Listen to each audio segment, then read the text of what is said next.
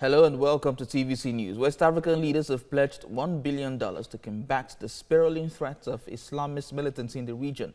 ECOWAS President Mahamadou Issoufou said the money would finance the joint forces and intelligence gathering.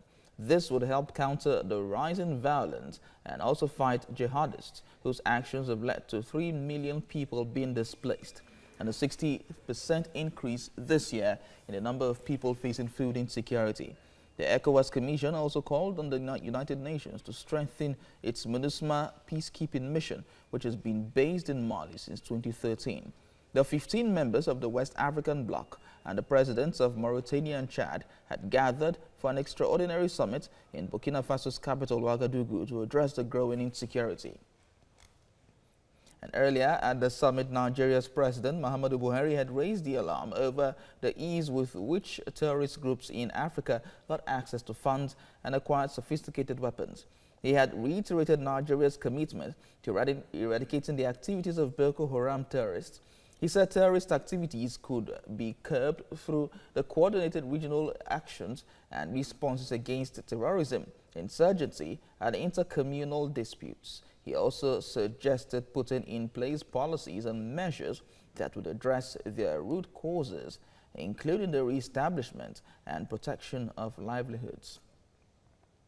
Well, joining us via Skype from Akure to discuss this is the convener of Yes We Fit Party, Thomas Ikubeze. Thank you so much for talking to us on this. Now, the president is in Ouagadougou to talk about this issue of terrorism in the ECOWAS sub-region. Now, how has Nigeria fared so far in the fight against insurgency?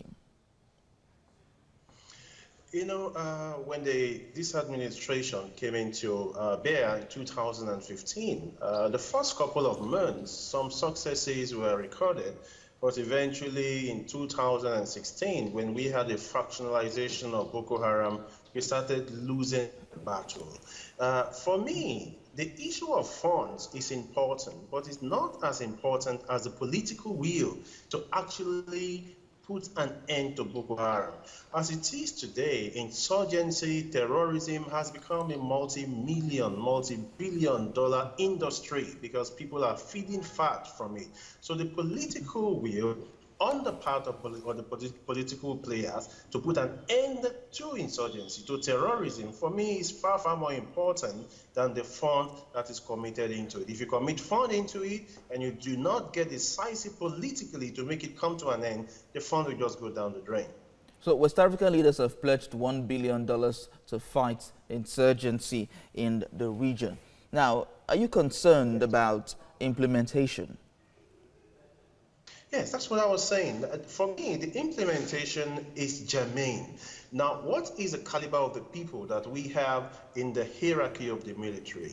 When you have people that you put in a place to manage system and you're not getting results, you don't continue to keep such people. There should be a kind of rejigging to make sure that the people who are there, people that actually have what it takes. They have what it takes, but the political will, the compromise that we have seen over a period of time is worrisome. So even if you make it $10 billion with the same structure that we have now, except the leaders of African nations get very decisive and say, if you're not performing, we take you out. But we've seen, we have seen situations where there's been a rejigging of the country's security apparatus and infrastructure, and yet we still had the same situation. Yes, you see, when we talk about the rejigging, it's not a one-off thing. If we have a rejigging and we are not getting the result we want, we keep rejigging.